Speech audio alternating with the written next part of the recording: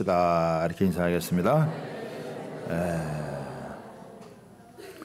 오늘 이 설교의 주제입니다. 하나님 나라가 이끄는 삶이라고 하는 제목으로 우리 하나님 말씀을 나누도록 하겠습니다. 한국교회에 한때 목적이 이끄는 삶이라고 하는 주제가 굉장히 유행한 때가 있었습니다. 목적이 이끄는 21일, 또 목적이 이끄는 40일. 그래서 목적이 이끄는 삶을 살아가야 된다. 목적이 있는 사람과 목적이 없는 사람은 삶이 다르다. 그러면서 이 목적이 이끄는 삶에 대해서 굉장히 많은 인사이트를 여러분 주었습니다. 저도 그것이 굉장히 유익했다고 이렇게 생각을 합니다. 그러나 더 성경적으로 얘기하자면 하나님의 나라가 이끄는 삶, 하나님의 나라가 이끄는 삶이 우리한테는 훨씬 더 성경적이다라고 하는 것입니다. 하나님의 이 나라는 성경 전체의 여러분 주제예요. 그리고 핵심이기도 여러분 합니다. 여러분 잘 아시는 대로 예수님께서 부활하신 다음에 40일 동안 계시면서 제자들에게 나타나시고, 그래서 침체하고 낙심한 제자들을 다시 일으켜 세우고 회복시켜 주셨어요. 그러면서 하신 일이 뭐냐면 오늘 말씀처럼 하나님의 나라의 일을 가르쳐 주셨다. 그러니까 40일 동안 예수님이 하신 핵심적인 일이 뭐냐? 하나님 나라의 일을 가르쳐 주셨다는 거예요. 그러니까 예수님의 사역의 핵심을 두 가지로 얘기한다면, 십자가에 죽어주셔서 우리의 죄를 대속해 주셔서 구원해 주시고, 우리로 하여금 하나님 나라에 초대해 주셔서 하나님 나라를 누리고 하나님 나라를 전파하며 살아가는 그런 삶을 살도록 우리를 만들어 주셨다라고 하는 것입니다. 이 포커스가 이렇게 맞기까지 제자들 참 오래 걸렸다 얘기를 했었죠. 예수님 승천하기 직전까지 제자들은 이 나라의 회복이 이때니까, 예수님께서 때와 시기는 아버지의 권한에 있으니 너희가 알 바 아니요 성령이 너희에게 임하시면 너희가 땅끝까지 이르러 내 증인이 되리라. 그러니까 예수님께서 이스라엘의 회복을 중요하게 여기신 것이 아니라, 이스라엘의 회복 정도가 아니라 만물을 회복하는 것이 예수님의 또 하나님의 뜻이었다라고 하는 것입니다. 그러니까 이스라엘 회복 정도의 차원이 아니에요. 만물을 회복하는 것입니다. 만물을 회복한다는 게 뭐냐? 하나님의 나라가 이 땅 가운데 이루어진다라고 하는 것을 우리에게 말씀해 주고 있는 것입니다. 그렇기 때문에 예수님께서 가장 중요하게 가르치신 게 하나님의 나라, 그리고 우리가 지금 이 모토로 삼고 있는 이 사도행전 28장 31절에도 하나님의 나라와 예수에 관한 모든 것을 담대하게 거침없이 전파하는 하나님의 나라가 핵심이란 말이에요. 그러니까 이 하나님의 나라에 대해서 우리가 이 성경이 말하는 아주 중요한 핵심적인 주제이기 때문에 이거에 대해서 인식을 여러분 많이 가져야 된다라고 하는 거예요. 그런데 생각보다 하나님의 나라에 대한 부분이 성도들이 잘 정립이 안 되어 있는, 그래서 삶이 좀 모호한, 예수를 믿고 하나님의 복을 받고 또 구원을 받고 또 은혜를 입고 이런 것까지는 이렇게 많이 생각을 하는데, 내가 하나님 나라의 백성으로 하나님 나라를 누리고 하나님 나라를 전파하며 살아가야 된다라고 하는 것에 대해서는 좀 이렇게 잘 정립이 안 되어 있는 모습이 있을 수 있다. 그래서 우리가 이 본문의 말씀을 통해서 하나님 나라가 이끄는 삶, 하나님의 나라를 추구하는 삶이 무엇인가라고 하는 부분들을 다시 한번 정립을 해서 우리 2024년 또 한 해가 우리에게는 가장 소중한 한 해, 또 가장 하나님의 큰 은혜를 경험하고 또 그 은혜를 나눌 수 있는 그런 한 해가 되기를 여러분 바랍니다. 첫 번째, 제가 이 하나님의 나라를 얘기할 때, 하나님의 나라는 하나님께서 우리를 위해서 준비해 주신 나라라는 거예요. 그렇죠? 하나님의 나라가 뭐냐? 하나님이 우리를 위해 준비해 준 나라라는 거예요. 나를 위해 준비해 준 나라, 우리를 위해 준비해 준 나라라고 하는 거예요. 하나님이 준비해 주신 나라가 뭔지를 우리가 알아야 되잖아요. 그죠? 그게 제일 중요하다는 거예요. 하나님의 나라가 왜 그리스도인들에게 중요한가? 그것은 예수님의 가르침과 성경의 가장 중요한 주제이기 때문이다 라고 하는 것입니다. 예수님은 가시는 곳마다 회개하라, 천국이 가까이 왔느니라, 또 때가 찼고 하나님의 나라가 가까이 왔으니 회개하고 복음을 믿으라 선포하셨어요. 그러니까 하나님의 나라와 천국은 다 같은 여러분 개념입니다. 약간 뉘앙스가 다른데, 그래서 천국이라는 여러분 개념은 죽어서 가는 나라라는 개념이 조금 더 많지만, 하나님의 나라는 이 땅에서 누리는 개념이 좀 더 강한 거예요. 같은 의미지만은 약간 이 뉘앙스가 조금 여러분 우리에게 좀 달리 오는 것을 알 수 있죠. 가까이 왔다라고 하는 말은 뭐냐면 이미 시작되었다라고 하는 의미가 있는 것입니다. 예수님께서 가르쳐 주신 주기도문에도 보면은 나라가 임하옵시며, 하나님의 나라가 이 땅 가운데 임하기를 원하시는, 우리에게 가르쳐 준 기도 가운데도 하나님의 나라가 이 땅 가운데 임하는 이런 기도를 우리에게 가르쳐 주셨다는 거예요. 찬송 대부분에 보면은요, 어려운 시절, 힘든 시절에는 찬송 보면 대부분 천국 가는 거예요. 그죠? 예, 천국에 가는 거예요. 이렇게. 이 한많은 세상, 이 고통 많은 세상, 문제 많은 세상, 빨리 청산하고 천국에 가길 원하는 그런 찬양이 굉장히 많았어요. 근데 우리 아까 불렀던 여러분 찬송, 여러분 몇 안 되는 찬송인데, 주의 나라가 이 땅 가운데 임하기를 바라는, 우리 가운데 임하기를 바라는, 이 땅 가운데서 누려야 될 하나님이 준비해 주신 나라, 그 나라가 바로 하나님의 나라다라고 하는 것입니다. 그러니까 이 하나님의 나라가 임한다라고 하는 것은 위에서부터 뭔가 이렇게 내려오는 것으로 생각을 하지만은, 하나님의 나라가 이 땅 가운데 임한다라고 하는 것은 하나님의 통치와 주권이 이 땅에 미친다라고 하는 것을 우리에게 얘기하는 것입니다. 그렇기 때문에 우리가 하나님의 통치와 그 주권 가운데 여러분 들어가야 된다라고 하는 것을 이야기하는 것입니다. 여러분 다니엘서를 요즘 묵상하고 있는데, 이 다니엘서를 보면서 이 하나님 나라에 대한 것을 우리가 굉장히 공감할 수 있는, 예수님을 통해서 본격적으로 시작이 되어졌지만 이미 구약에서부터 하나님의 나라는요 계속 그 개념이 내려오고 있다라고 하는 것입니다. 자, 여러분들이 잘 아시겠지만 이제 이 다니엘서 묵상한 것들을 잠깐 나누면은, 다니엘 2장에 보면은 느부갓네살 왕이 바벨론 제국을 여러분 세웠어요. 유다 나라를 정복하고 전 세계를 정복하고 강력한 여러분 제국이 되어졌습니다.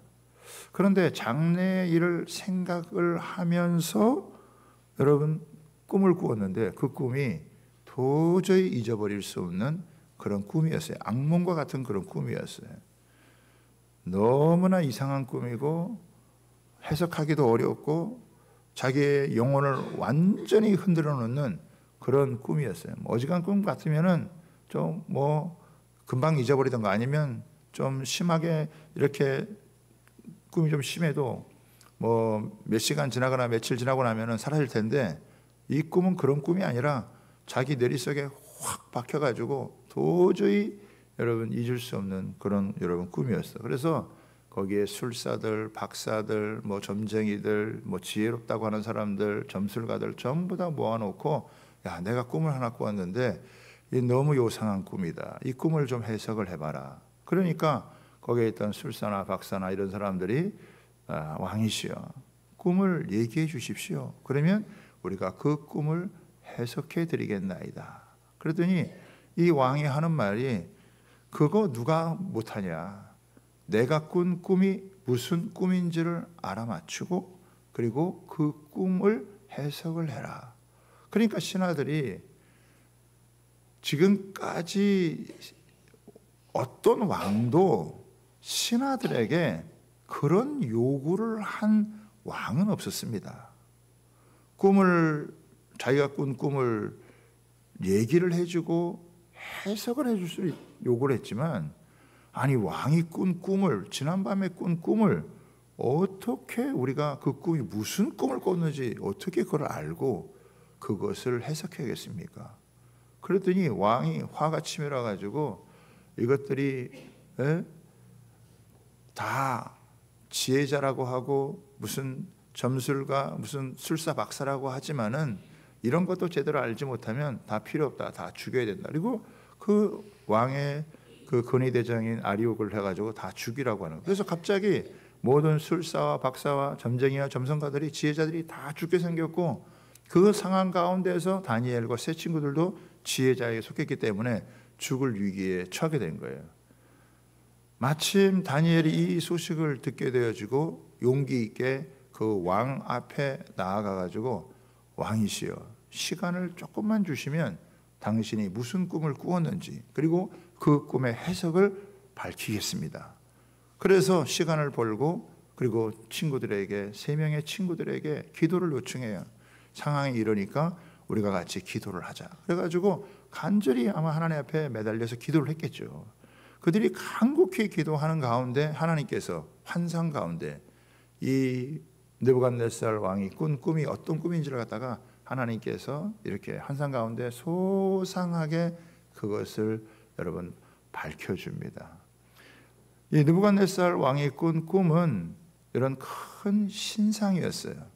뭐 이렇게 금으로 머리가 금으로 되어져 있고 가슴과 팔은 은으로 되어져 있고 배와 여러분 넓적다리는 노스로 되어져 있고 종아리는 쇠로 되어져 있고 그 다음에 발은 쇠와 진흙으로 섞여져 있는 그런 그 신상인데 아니 사람의 손에 이렇게 닿지 않은 이 뜨인 돌이 탁 오더니 발을 치니까 이 모든 것이 와르르 무너지고 이것이 여름날에 그런 티끌처럼 다 산산이 흩어지게 되어지고 이 뜨인 이 돌은 태산을 이루어서 온 세상에 가득하게 되어지는 이 꿈을 여러분 해석을 하게 되어지니까 느부갓네살이 그냥 이 다니엘 앞에 머리를 숙이고 다니엘이 믿는 하나님을 찬양하는 그런 놀라운 일들이 여러분 벌어지게 됐죠.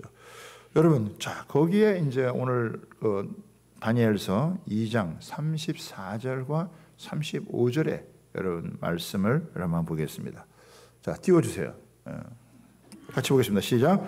또 왕이 보신즉 손대지 아니한 돌이 나와서 신상의 새와 진흙에 발을 쳐서 부서뜨리며 그 때와 새와 진흙과 녹과 은과 금이 다 부서져 여름 타작마당에 겨같이 되어 바람에 불려간 곳이 없었고 우상을 친 돌은 태산을 이루어 온 세계에 가득하였나이다. 여러분 이 신상이 보여주는 것은 나라를 의미하는 거예요. 역사적으로 보면은 바벨론 제국, 그 다음에 메데 파사의 페르시아 제국, 그 다음에 그리스 헬라의 제국, 그 다음에 로마 제국, 그 다음에 로마 제국 이후에 펼쳐지는 여러 이 나라들에 대한 거. 그런데 이게 전체가 다 한 신상이라는 거죠. 이거는 세상의 나라를 상징하는 거예요.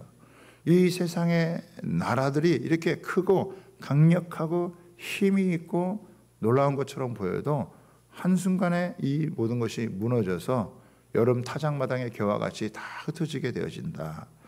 그런데 여기 보면은 우상을 친 돌은 태산을 이루어 온 세계에 가득하다. 그러니까 세상의 모든 나라들은요, 이게 역사적으로 그것만을 의미하는 게 아니라 세상의 모든 나라들을 상징하는 게 바로 이 신상이에요. 그런데 이 신상이 무너지는 것처럼 세상의 모든 나라는 흥망성쇠를 거듭하면서 사라지지만은 이게 이 우상을 친 돌이 태산을 이루어서 온 세계에 가득하였다라고 하는 것은 이게 바로 하나님의 나라를 의미하는 거예요. 그 하나님의 나라가 이게 영원히 이 나라가 커지고 확장이 되어지고 영구할 것에 대해서 얘기하는 것입니다. 참 이 다니엘이 이 경건의 능력을 쌓는 것은 쉬운 일이 하지만은 이 경건의 능력이 가져오는 축복이라고 하는 것은 무의식의 세계까지 들어가 가지고 그것을 해석해낼 수 있는 참 하나님의 신비하고 놀라운 은혜를 베풀어 주셨다라고 하는 것을 우리가 알 수 있어요. 여러분 세상의 모든 나라들은 다 무너지게 되어져 있어요. 한번 흔들면 다 여러분 무너진다라고 하는 거예요. 그래서 그 강력했던 나라들이 바벨론 제국, 페르시아 제국, 로마의 제국 뭐 이런 나라들이 다 여러분 나중에는 형체도 알 수 없을 만큼 이제 역사에나 기록되어져 있는 그런 여러분 나라가 되었지만 지금도 하나님의 나라는 이 온 세상 가운데 퍼져가고 있고 확장되어져 가고 있고 그 나라 안에 우리가 들어와 있게 되어져 있다라고 하는 것입니다. 여러분 그러니까 이 하나님의 나라는요 영원히 무너지지 않는 진동하지 않는 하나님의 나라. 하나님께서 누구를 위해 만드셨느냐? 자기 백성들을 위해서 우리를 위해서 하나님이 만들어주신 그 나라다. 그 나라가 예수 그리스도를 통해서 본격적으로 이 땅에 시작되어졌기 때문에 우리는 그 나라를 맛보고 그 나라를 경험해야 한다라고 하는 것입니다.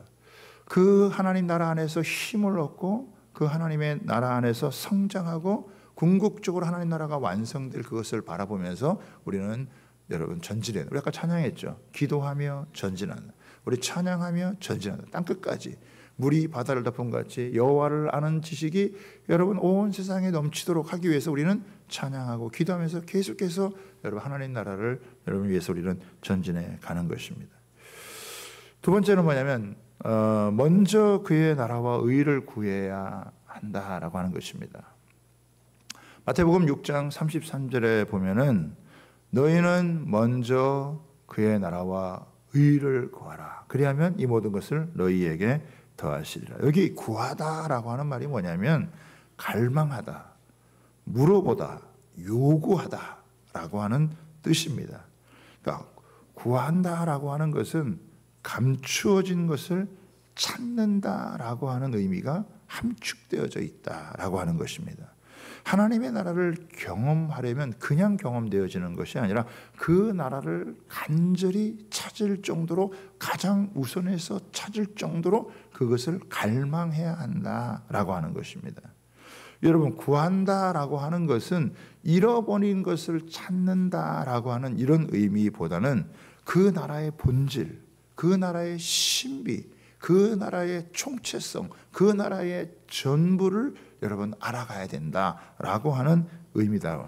우리는 구원을 받았어요. 그리고 하나님 나라에 들어왔습니다. 그렇지만 하나님 나라에 들어왔지만 그 하나님 나라가 뭔지를 여러분 잘 모르는 경우가 많다고, 또 하나님 나라에 대해서 오해하는 경우가 굉장히 많다라고 하는 것입니다. 그래서 그 하나님 나라의 본질과 그 하나님 나라의 이 총체성, 하나님 나라의 그 의미, 하나님 나라의 가치, 그 영광, 그것이 뭔지를 갖다가 제대로 여러분 우리가 알기 위해서 힘을 써야 된다라고 하는 거죠. 그리고 결국에는 하나님 나라가 완성되어지는 일에 우리의 인생과 삶을 들여가야 된다라고 하는 것입니다. 이 땅에 살아가는 사람들 중에 가장 우선되어야 되고 중요한 것은 뭐냐면 하나님의 나라가 먼저 임하는 거예요. 우리에게도 마찬가지입니다. 우리에게도 먼저 우리가 하나님 나라와 의를 먼저 가장 구해야 되는 게 뭐냐면 하나님의 나라와 의를 구함으로 하나님의 나라가 우리 가운데 임해야 되는 거죠. 우리가 그것을 먼저 맛보아야 되는 거예요. 그게 뭔지를 알아야 되는 거예요. 되는 것입니다. 그렇죠? 이게 먼저 그의 나라와 그의 의를 구하라는 것은 시간, 장소, 순서, 중요성에 있어서 가장 첫 번째다라고 하는 거예요. 가장 첫 번째로 하나님의 나라와 하나님의 의, 그 하나님의 나라에 대해서 그거를 여러분 알아야 된다. 왜 우리가 하나님의 나라와 하나님의 의를 먼저 구해야 되느냐? 만약에 하나님의 나라와 하나님의 의를 구하지 않으면요, 세상이 주는 압력, 세상이 주는 염려, 세상이 주는 두려움에 사로잡힐 수밖에 없다라고 하는 거예요. 예수님께서 너희는 먼저 그의 나라와 그의 의를 구하라고 하실 때 예수님이 하신 쭉 산상수훈의 말씀에 나오는 거잖아요. 너희가 무엇을 먹을까, 무엇을 마실까 염려하지 마라. 이건 다 하나님 모르는 이방인들이 구하는 것이다. 하나님이 들의 백합화도 먹이시고 하나님께서 날아다니는 새들도 다 하나님이 먹이신다. 너희는 그런 새나 들풀보다 훨씬 더 존귀한 자들이 아니라 너희가 먹고 마시는 것에 염려하지 말고 먼저 하나님 나라를 구해라. 그러면 나머지 모든 것도 하나님이 더해 주신다. 이 말을 잘 여러분 우리가 묵상을 해보면은 사람은요 먹고 사는 것에 굉장히 염려를 많이 한다는 거예요. 과거에 대해서는 후회를 많이 하지만은 미래에 대해서는 염려를 해요. 여러분 과거를 염려하는 사람은 없어요. 항상 미래를 염려해요. 중학생들이 되면은 고등학교 가면 어떻게 할까? 중학생인데 그냥 자기 중학생에 맞게 살면 되는데 고등학교 가서 어떻게 하지? 이렇게 고민한다고요. 고등학생 되면 대학교가 어떻게 하지? 그걸 고민을 해요. 자기 미래를 고민하는 거예요. 또 대학생 되면은 취직은 어떻게 하지? 결혼을 하지? 결혼한 다음에 애는 어떻게 낳지? 또 그러면서 계속 미래를 걱정한다고요. 아마 여기 계신 대부분의 저와 여러분들은 늘 어떻게 해요? 미래를 걱정해요. 네? 앞으로 어떻게 해야지?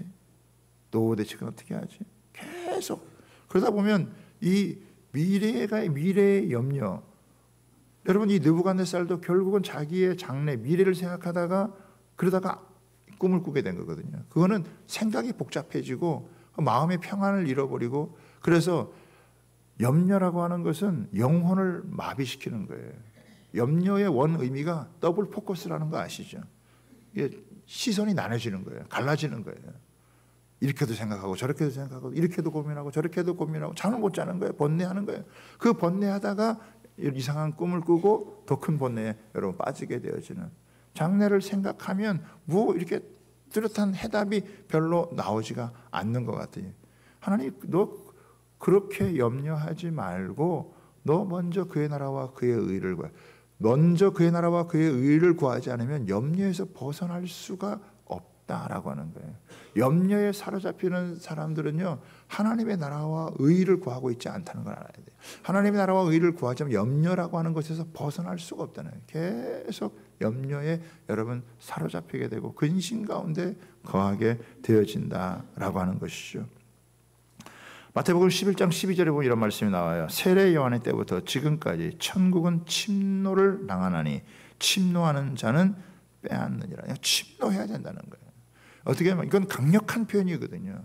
이거는 어떻게 보면 돌진을 해야 된다라고 하는 거예요. 하나님 나라에 대해서 천국에 대해서 그걸 침노해야 된다. 그것을 여러분 추구해야 된다. 강력하게 갈망을 해야 된다라고 하는 것이죠. 그래서 우선순위를 하나님 나라와 의라는데 의를 먼저 설명하면요. 의라는 게 여러분 뭐냐? 하나님과의 바른 관계를 맺는 거예요. 그렇죠? 가장 중요한 게 하나님과의 바른 관계를 맺어라. 왜? 하나님이 모든 것을 주관하시는 분이 아니냐. 하나님은 새도 먹이시고 들풀도 먹이시고 우주 만물이 돌아가게도 하고 나의 행복에 대해서도 우리의 인생의 모든 것을 주관하시는 분이 그 하나님이 여러분 모든 것을 주권자인데 그 하나님과의 관계를 놓치고 뭘 네가 이 땅 가운데서 행복하게 살기를 원하고 뭘 잘 되기를 바라겠느냐. 제일 중요한 게 하나님과의 관계를 바르게 해라. 그래서 하나님과의 관계를 바르게 하기 위해서 제일 중요한 게 뭐겠습니까? 예배를 회복하는 거예요. 예배를 하나님 앞에서 영과 진리로 예배드려 준비된 예배자가 되어지는 거예요. 그냥 덜렁덜렁 왔다가 그냥 가는 게 아니라 예배를 무슨 일 있으면 빼먹는 게 아니라 여러분 이 세상의 일보다 예배가 중요하다는 걸 알아야 돼요. 예배를 우선순위에 드렸나요? 그리고 어떻게 해요? 하나님의 말씀이 뭐라고 하는지 부지런히 말씀을 읽어야 된다라고 하는 거예요. 그리고 힘써 기도해야 돼요. 그래서 하나님의 이 예배하면서 하나님의 말씀을 듣고 또 하나님의 말씀을 읽고 기도하면서 어떻게 해요? 하나님이 어떤 분이신지를 알고 그 하나님과 하나님 우리를 향해서 어떤 관계를 맺으시는지를 그거를 깊이 알고 하나님과의 관계를 돈독하게 하는 것이 그게 가장 중요해요. 그래서 원만한 관계를 이루어가는 거예요. 그게 여러분 의예요. 우리가 하나님과 바른 관계를 맺으려야 되는데 죄가 이 모든 것을 갈라놓았잖아요. 예수님이 오셔서 그 죄를 싹 제거하시고 하나님과 우리를 이런 가족의 관계, 부자지간의 관계, 하나님이 여러분 우리의 아버지 되시고 우리가 그의 자녀가 되어지는 이런 놀라운 특권을 우리에게 주셨다. 그거를 충분히 먼저 누릴 수 있도록 여러분 해야 된다라고 하는 것이죠. 자, 이제 세 번째 마지막입니다. 하나님의 나라는 먼저 우리의 마음에 누리는 나라다라고 하는 것입니다. 로마서 11장 17절에 보면 이런 말씀이 나옵니다. 하나님의 나라는 먹는 것과 마시는 것이 아니요 오직 성령 안에 있는 의와 평강과 희락이라. 여러분, 하나님의 나라에 대해서 사람들이 많이 오해를 하는 것 중에 하나가 뭐냐면 이 먹고 마시는 것과 많이 생각을 한다는 거예요. 여기서 먹고 마시는 것은 단순히 먹고 마시는 것이 아니라 이 세상에서 잘 먹고 잘 살고 출세하고 성공하는 것을 의미한다는 거예요. 그러니까 하나님의 나라라고 생각할 때 많은 사람들이 이 세상에서 하나님으로부터 무슨 은사를 받거나 어떤 축복을 받거나 내가 잘 먹고 내가 잘 살고 그리고 내가 출세하고 성공하고 이런 개념으로 많이 생각하기 때문에 하나님의 나라가 잘 안 와 닿는 거라는 거죠. 그래서 이 하나님의 나라는 사실 오해하는 개념이 굉장히 여러분 많이 있습니다. 왜? 먹고 사는 것을 기준 삼았기 때문에 세상의 가치관을 가지고 하나님 나라의 이 기준에 닫아대니까 이게 잘 이해가 되어지지 여러분 않는 것입니다. 세상적인 기준과 평가를 갖고 하나님 나라를 절대 평가할 수가 여러분 없어요. 그리고 또 하나는 뭐냐면 이 하나님의 나라를 자꾸 내세와 연결이 되어지는 거예요. 그러니까 죽고 나서 어떻게 보면 천국에 가는 거. 내가 열심히 이 땅에서 잘 살다가 고생하고 수고하지만 그러나 죽어서 천국 가는 거. 자꾸 어떻게 해요? 저 먼 세상 천국으로 자꾸 생각하는 거예요. 극락 가든지 천국을 가든지 자꾸 그런 쪽으로 여러분 생각을 하는 것입니다. 그런데 그게 아니라는 거예요. 여러분, 하나님의 나라는 천국보다 커요. 하나님의 나라는요 교회보다 큽니다. 어떤 사람은 또 먼저 그의 나라와 그의 의를 구하라라고 하는 것을 뭐 교회 잘 섬기려나 보다 이렇게 생각을 하는 거예요. 물론 여러분 뭐 그 부분이 포함되어 있지만 그게 전부가 아니에요.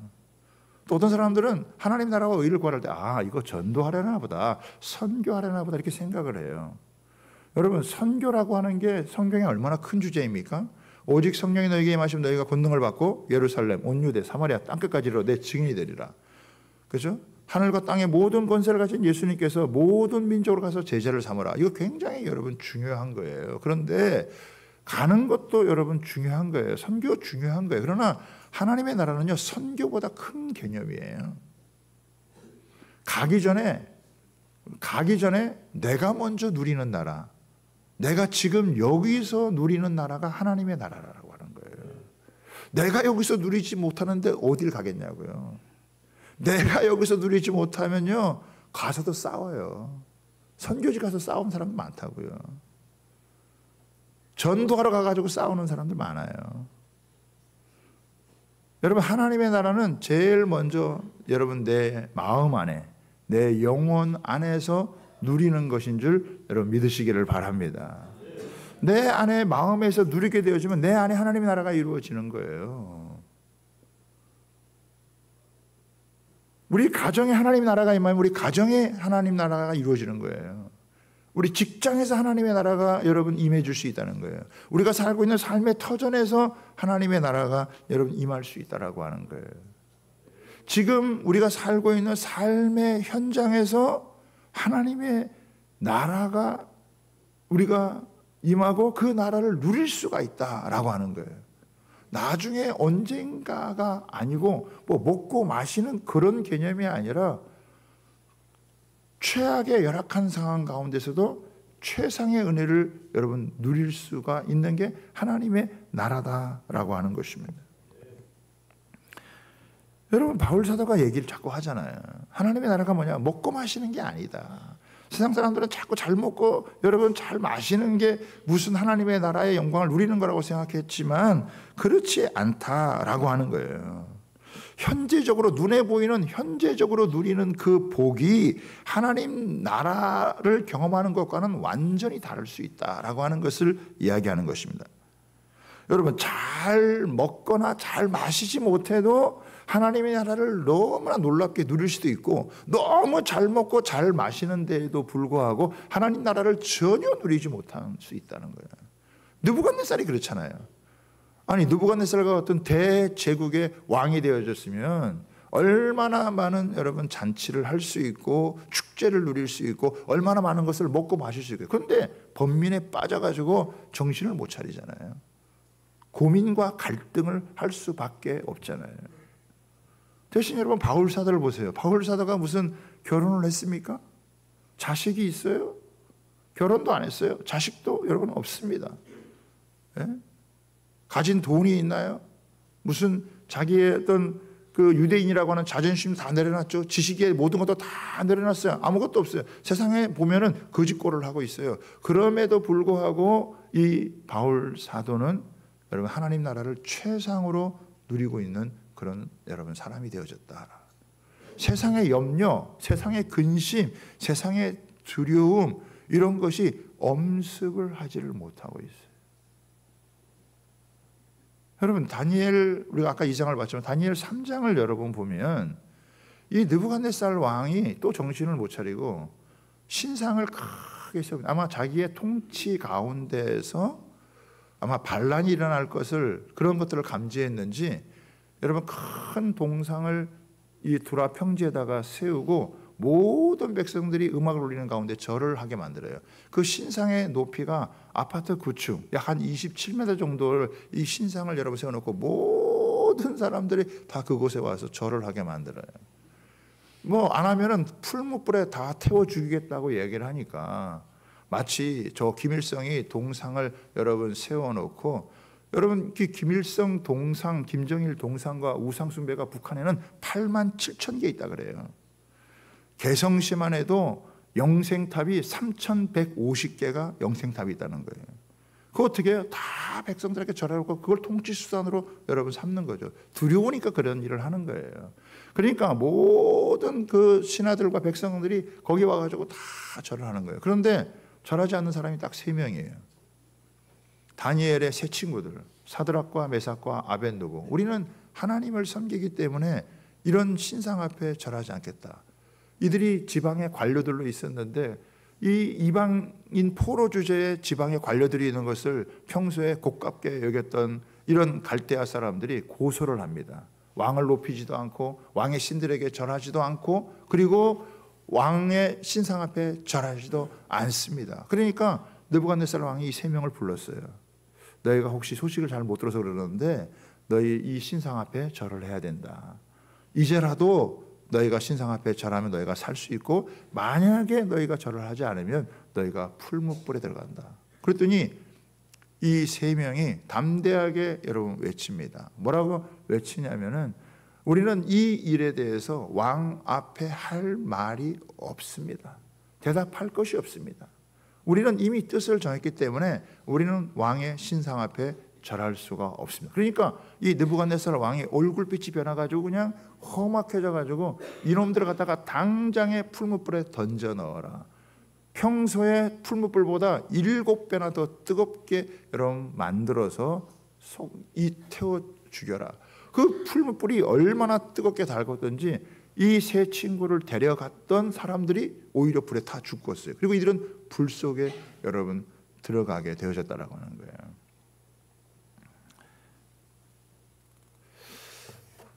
여러분 이게 참 신앙생활을 하려면은 한 번쯤 그 하나님 앞에 이렇게 목숨을 거는 그런 일이 있어야 될 것 같아요. 루마니아의 요셉 티손이라고 하는 목사님이 계셨는데 당시 이제 공산주의였으니까 사회주의였으니까 신앙을 갖고 있는 자들에게서 핍박을 했습니다. 그러면서 이 티손 목사님을 이제 박해를 하면서 고문을 할 때 뭐라고 얘기하냐? 당신들의 최고의 무기는 나를 죽이는 것입니다. 나의 최고의 무기는 죽는 것입니다. 여러분 죽음을 죽음으로 여러분 맞섰어요. 그럴 때 하나님께서 어떻게 했습니까? 그 풀무불에 들어갔던 그 3명에 또 한 사람이 더 그 던지면서 전혀 머리 하나 거슬리지 않고 그 풀무불에서 나중에는 나오게 되어지고 그러면서 이 느부갓네살이 이들이 섬기는 하나님을 찬양하고 여러분 높이게 되어지죠. 여러분 세상이 주는 압력, 세상이 주는 이런 압박, 그것을 견뎌내는 힘, 그것을 돌파해내는 능력이 뭐냐? 그 속에 하나님의 통치와 하나님의 다스림을 받는 거예요. 놀랍죠, 여러분? 저는 신약 성경에서 하나님 나라의 최고봉을 누린 분이 누구냐? 저는 스데반 집사님이라고 여러분 믿습니다. 이거 약간 우스갯소리인데요. 스데반 집사님의 설교하고 베드로의 설교를 설교학자들이 분석을 했습니다. 점수를 매겼어요. 여러분, 베드로 사도의 설교를 몇 점 줬을 것 같아요? A, B, C, D, E, F 중에서. 설교학자들이 베드로의 설교를 F 학점 줬어요. 스데반 집사님의 설교를 여러분 뭘 줬겠습니까? A를 줬어요. 그러니까 스데반 집사님은 놀랍게 설교를 한 분이에요. 근데 놀라운 건 뭐냐면 F 학점을 받은 베드로의 설교를 듣고 3,000명이 회개했는데 A 학점을 받은 스데반 집사님의 설교를 듣고 회심한 사람은 없어요. 오히려 설교를 너무 잘해가지고 짱돌에 맞아 돌아가시게 된 거죠. 그렇죠. 설교를 너무 잘했는데, 말씀을 너무 잘했는데 돌아오는 건 돌멩이였단 말이야. 짱돌을 던지는 거예요. 사람들이 돌멩이 쳐서 죽이는 거예요. 이스라엘의 역사의 전반적인 것들을 다 관통하면서 여러분 복음을 전했는데 돌아오는 거는 여러분 돌멩이였다 이게. 돌에 맞아 순교하는 거였어요. 여러분, 만약에 여러분들이 이런 상황이 되면은 너무 억울할 것 같지 않으세요? 내가 뭘 잘못했다고? 내가 너희들한테 잘못한 게 뭐 있냐? 어? 내가 예수님 믿으라고 한 거고 좋은 얘기 한 것밖에 더 있냐? 내가 너희들에게 뭘 해코지 한 게 뭐 있냐? 아마 이렇게 항변할 수도 있고 따질 수도 있을 거예요. 그런데 스데반의 집사님의 순교의 모습에는 그런 모습이 아무것도 여러분 없어요. 아마 이렇게 좀 은혜가 있는 분들은 이렇게 기도할 수 있어요. 이 돌에 맞아 죽는 이 순간에 이렇게 기도할 수 있겠죠. 하나님, 이 돌멩이가 날아오다가 솜방망이가 되게 해주셔서 아프지 않게 해주세요. 이렇게 여러분 기도할 수 있겠죠. 조금 은혜가 떨어진 사람은 어떻게 하겠어요? 돌멩이 날아오다가 그냥 돌아가가지고 던진 놈들에게 확 맞게 해주세요. 그렇게 기도할 수도 있지 않겠어요? 여러분은 누가 여러분한테 나쁜 소리 하고 들으면 그거 들으면 어떻게 하겠어요? 2배, 3배 갚아주지 않겠어요? 누가 나를 여러분 해코지 하면 어떻게 해요? 조금이라도 뭔가 잘못하면 어떻게 해요? 못 참고 그냥 되갚아주고, 이에는 이, 눈에는 눈, 이런 게 여러분 사람 정상적인 거 아니에요? 보통 사람이 살아가는 세상에도 네가 나를 괴롭혀? 내가 너 가만두나 보자. 에? 지금 힘이 없으면 힘을 길러서 나중에라도 복수하겠다, 이런 마음이 아니에요? 에? 중국 여러분 이 무림가에 보면 항상 그런 거 아니에요?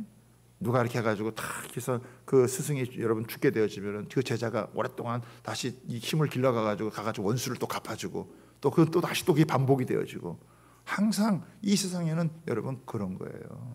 그런데 여러분 어떻게 이 스데반 집사님은 자기를 향해서 돌을 던지는 그들을 향해서 하나님, 저들이 저들의 죄를 알지 못하니까 저들의 죄를 용서해 주십시오. 여러분, 이거는 자기를 향하여 돌을 던짐에도 불구하고 그 마음 가운데 하나님의 나라가 얼마나 충만하게 그 마음 가운데 임했으면, 그 마음 가운데 이 하나님의 나라가 그 다스림이 여러분 얼마나 충만했으면 그런 세상의 이런 돌팔매질, 세상의 미움, 세상의 이런 핍박을 견디어내면서 오히려 그들을 위해서 기도할 수 있는, 이게 예수님의 기도 아닙니까? 예수님이 그런 기도를 하셨다라고 하는 거예요. 자기를 죽이는 자들을 향하여서 주여 저들의 죄를 용서해 주십시오. 우리는 조금이라도 손해볼 생각하지 않아요. 내가 조금이라도 손해보면 2배, 3배, 10배, 100배로 안갚음을 해주려고 하는 게 여러분 세상의 모습이에요. 그런데 예수님은 그걸 다 감수하고 십자가에 죽으시 우리를 살려주었고, 그 은혜가 스데반 집사님의 마음 가운데 꽂히게 되어지니까 자기를 욕하고 자기를 죽이려고 하는 자들 향해서도 오히려 그들을 위해서 기도해 줄 수 있는, 그게 하나님의 나라가 통치하고 있다라고 하는, 하나님의 주권 가운데 들어가고 있다라고 하는 것을 너무나 선명하게 보여주네요. 여러분, 말씀 한번 다시 한번 보겠습니다. 로마서 우리 11장 47절 다시 한번 보여주시기 바랍니다. 하시겠습니다. 시작. 하나님의 나라는 먹는 것과 마시는 것이 아니요 오직 성령 안에 있는 의와 평강과 희락이니라. 여기 보세요. 여러분, 잘 먹고 여러분 잘 마시면요 힘 세가지고요 그 힘 가지고 다른 사람 패는데, 다른 사람 괴롭히는 데 씁니다. 네? 하나님의 나라는 여러분 그런 게 아니라 의와 평강과 희락이다. 여러분, 의가 하나님과의 바른 관계라고 얘기했죠. 두 번째가 뭐냐면은 평강이에요. 내 마음 가운데 하나님이 이 세상에 줄 수 없는 평강을 주시는 거예요. 불 속에 들어가도 마음이 흔들리지 않으니까 불 속에 들어갈 수 있는 거 아니에요? 돌에 맞아도 그 영혼들을 위해서 기도해 주시는 것은 이 세상이 건드릴 수 없는 하나님의 절대 평안이 우리 가운데 있기 때문에 가능한 거예요. 하나님의 나라가 우리한테 내적으로 주시는 증표가 뭐냐면 이 세상의 불안, 염려, 걱정, 이런 초조함, 이런 거를 넘어서서 하나님이 말할 수 없는 평안을 주시고 그 나라 가운데서 평강의 은혜를 누리고 살아간다는 거예요. 조금만 일 터지면 막 불안하고 초조하고 염려가 되고 뭐 조금 안 되는 것 같으면 그냥 복가치고 난리, 그런 게 아니라는 거예요. 우리 찬송가에도 여러분 보면 여러분 나오죠. 내 평생에 가는 길 늘 잔잔한 강 같든지 큰 풍파로 어렵든지 나의 영혼 평안해. 하나님 나라의 이 통치, 하나님 나라의 다스림, 하나님 나라 안에 들어가면 그 나라의 그 임재 가운데 거하게 되어지면은 이 세상이 줄 수 없는 이 평강의 은혜. 너무 불안한 세상을 살고 있어요. 너무 신경 안정제 이런 것들을 여러분 많이 복용하는 그런 시대로 여러분 가고 있어요. 마음의 평강을 찾지를 못하는. 여러분 하나님의 나라와 의를 구하기 전에는요 평강은 우리에게 있을 수 없어요. 그러나 하나님의 나라와 의를 구할 때 제일 먼저 우리 가운데 하나님의 나라를 누리게 되실 때 그 은혜의 여러분 첫 번째 그 열매는 뭐냐? 거기에 평강이 있다는 거예요. 두 번째가 뭡니까? 희락이에요. 희락. 이거는 겉으로 드러나는 거란 말이죠. 하나님께서 말할 수 없는 마음 가운데 기쁨을 주시는 거예요. 즐거움을 주시는 거예요. 더 막 좋은 거예요. 그냥. 여러분 삶의 에너지가 어디에 나옵니까? 기쁨에서 나오는 거예요. 즐거움에서 나는 거예요. 사는 게 너무 즐거운 거예요. 생활하는 게 너무 좋은 거예요. 우리가 한 주간 살아갈 때도 하나님 나라를 경험하면 마음의 평강이 있고 사는 게 즐거운 거예요. 일하는 게 즐거운 거예요. 내 영혼 속에서 즐거우니까 그 즐거움이 일하는 게 즐거운 거예요. 뭐 하는 게 즐거운 거예요. 마지못해서 여러분 가는 게 아니에요. 여러분 선교를 가는데 마지못해 한다. 전도를 하는데 마지못해 한다. 안 하는 게 나아요. 안 해도 괜찮아요. 먼저 우리 영혼 가운데 하나님의 나라가 누려서 이게 너무 즐겁고 너무 감사하고 너무 좋고 그래서 이걸 나누고 싶은, 그래서 하나님의 나라와 의를 구할 때 평강이 희락이 우리를 잡을 때 여러분 사람이 좋아서 하는 것보다 더 놀라운 것이 즐기면서 하는 거잖아요. 기쁨으로 하는 거잖아요. 이게 막 좋아서 하는 거예요. 신앙생활도 좋아서 하는 거예요. 기뻐서 하는 거예요. 예배 드리는 게 너무 좋고 하나님 앞에 기도하는 게 감사하고 섬기고 수고하는 게 감사하게 되어지고 내 가정에 내 영혼에서부터 이게 먼저 일어나니까 내가 행복해야 다른 사람을 행복하게 하죠. 내가 좋아야 다른 사람을 좋게 하죠. 내가 불행한데 내가 행복하지 않는데 누구를 행복하게 하겠어요. 아내가 행복하지 않는데 남편을 어떻게 행복하게 하냐고요. 남편이 행복하지 않는데 어떻게 아내를 행복하게 하겠어요. 사람은요 자기가 행복해야 자기가 좋아야 그거를 다른 사람에게 할 수 있는 거예요. 그렇지 않습니까? 내가 싫은 일은 다른 사람 시킬 필요도 없어요. 내가 먼저 그걸 누리고 내가 좋아서 그것을 할 때 거기에 편하는 거예요. 뭐 그 사람 끌어내리고 타도하고 그렇게 해서 세상 바뀌지 않습니다. 내가 좋아서, 내가 기뻐서, 내가 감사해서 내가 하는 그때 하나님의 역사가 일어나게 되어지는 거예요. 심지어 돌에 맞아 죽어가면서도 여러분 기도할 수 있는 거, 불문불에 들어가면서 당당하게 들어갈 수 있는 거, 이게 하나님의 나라를 먼저 그 영혼 속에 누리기 때문에 그 나라가 여러분 세상 가운데 확장이 되어져 가는 그런 은혜라고 하는 거예요. 사랑하는 여러분, 그걸 꿈꾸세요. 언젠가 여러분 돌아가실 거예요. 여러분 돌아가시기 전에 하나님의 나라를 풍성하게 누릴 수 있게 되기를 바랍니다. 오늘 살면서 누리는 거예요. 오늘 살면서 우리가 여러분 누리는 거예요. 여러분 이 한 주간 여러분 누리는 거예요. 아멘입니까? 예?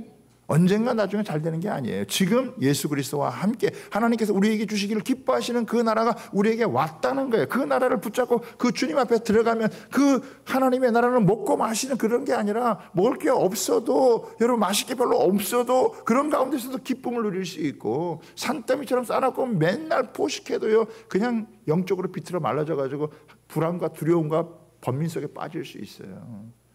세상에 여러분 잘 산다고 하나님의 나라 누리는 거 아니에요. 금식하는데 하나님의 나라를 엄청나게 여러분 누린다고요.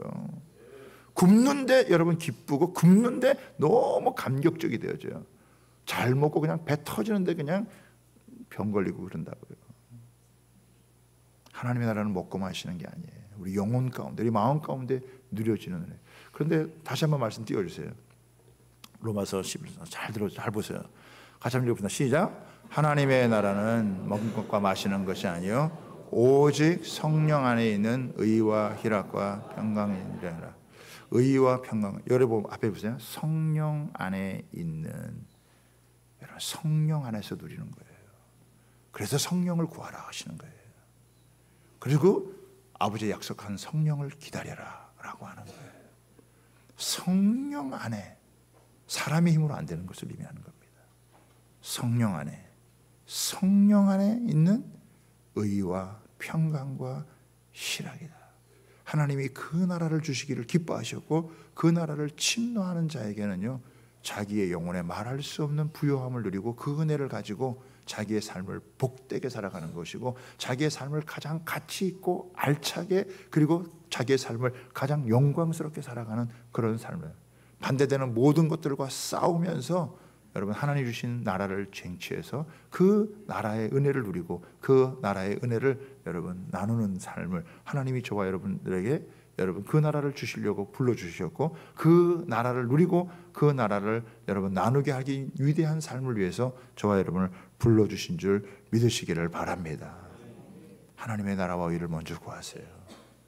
하나님 나라가 이끄는 삶을 여러분 사모하세요. 그리고 그 나라를 여러분 추구하십시오. 이 세상 어떤 대가를 지불하는 것보다도요 그 나라에 이끄는 삶을 살아가는 것이 우리에게는 가장 영광스러운 삶이고 가장 영원한 삶이라는 것을 기억하시며 여러분 나아가기를 주님의 이름으로 부탁하고 축복합니다.